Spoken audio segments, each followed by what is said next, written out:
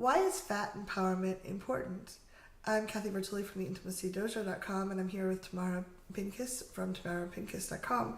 And you're speaking at the Woodhull Sexual Freedom Summit this year about fat empowerment. Why is that important to you? Well, so people of size and fat people really are a stigmatized group in our culture, treated as though we are not good romantic partners, as though we're stupid. There's all kinds of negative associations with our body size. Yeah, that's you. And, there's a lot of internal shame that fat people experience, and it makes them not feel worthy of really standing up for themselves in situations where they're discriminated against. Yeah. Often when they are treated poorly by their peers, treated poorly by their employers, treated poorly in the healthcare system, they feel like it's their fault because if they were good, they would be thin. And so they don't necessarily stand up for themselves in the way that they could. And I feel like this workshop is designed to help people really sort of own their power as fat people and spread the movement just outside of ourselves. I really love that. I think releasing that internalized shame is so powerful. And we're going to be putting this on YouTube, so I know that we're going to get this question. Shouldn't you shame fat people into being skinny? If you give them permission to not feel ashamed and bad about themselves, they're never going to get thin. How do you answer that? Well, I think that we've shown that shame is a really poor motivator. It doesn't. If it worked, I'd be a size 2. I know, right? And I think that 95% of diets don't work. Mm-hmm. So if you are going to tell people to be healthy by dieting, what you're doing is basically causing people to lose weight quickly, slow down their metabolism, throw off their endocrine system so that the hormones that make you feel hungry and make you feel full are totally misfiring, and you're going to cause people to gain weight. 95% of the time, that's what happens. Mm-hmm. So if what you want is for people to be healthy, you actually do better with what we call a health at every size approach, where you tell people that you try to encourage people to move and do exercise in ways that feel good for them, and to eat when they're hungry and stop when they're full, which seems so obvious, and yet we live in a culture that encourages us not to do that at all. There are certain eating things that are required for social interaction, and then one of the things you see is that when people are not eating, when they're dieting, it also has a great effect on their social interactions. So they'll not want to socialize with people because they're on their date where they don't eat anything. It's weird. So you get better health outcomes if you do a health at every size approach.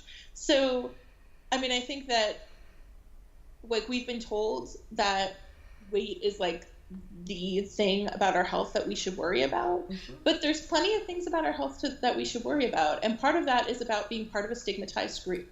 People who are in a stigmatized group, and that's not just fat people, but also people of color, LGBTQ people, have poorer health outcomes regardless of their weight. So, and if you look at social economic status, people have poorer health outcomes regardless of their weight. So we're told that weight is the thing that we should worry about, and it's not. No.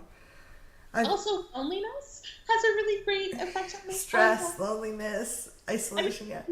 If you don't socialize because you feel like because you're a fat person you're not worthy of love or social interaction, the loneliness is going to have a really bad effect on your absolutely. I didn't date for 14 years because I thought I was too big and no one would want to date me, and I realized now I date as much as I want. And I realized a lot of it was my own internal beliefs. There are some people that don't prefer bigger people. Great, I tell them not to message me, but I don't have time for those people. Yeah, it's great, fine, go away. Yeah.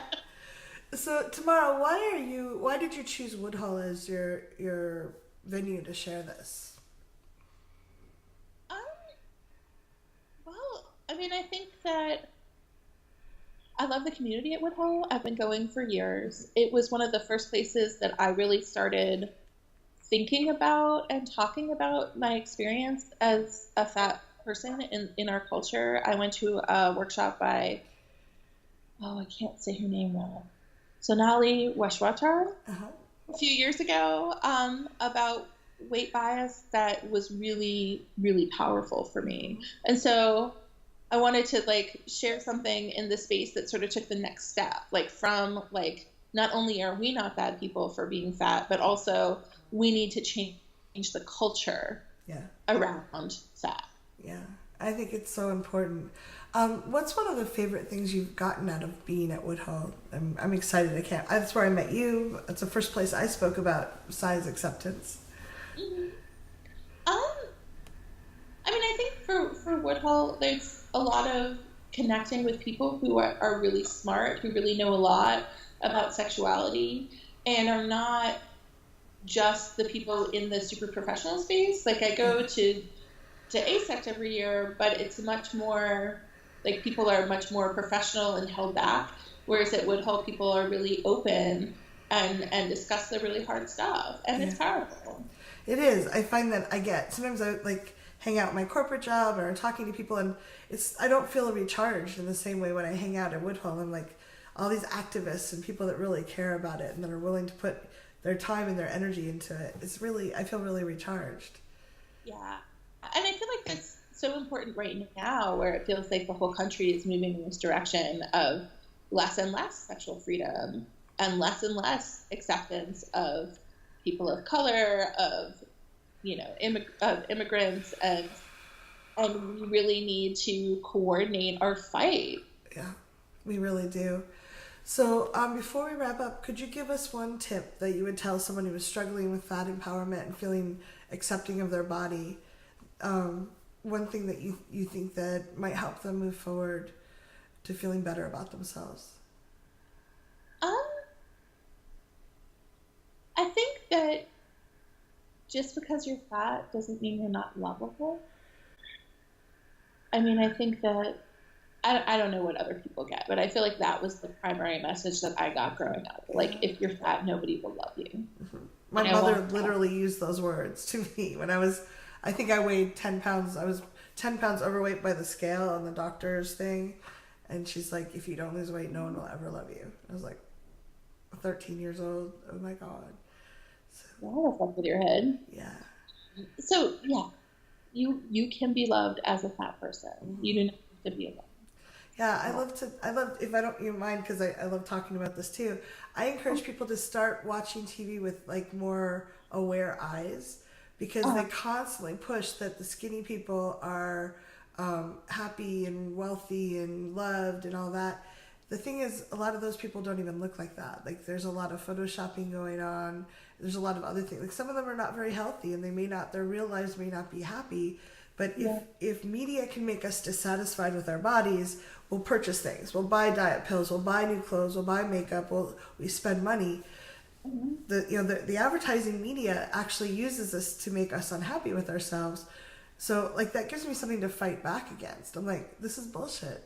The average person in the U.S. does not look like this, yet that's what they show us over and over again. So, yeah. Thanks so much for being here. I so appreciate you talking about this and sharing about Woodhull, and I can't wait to see your talk in a few months.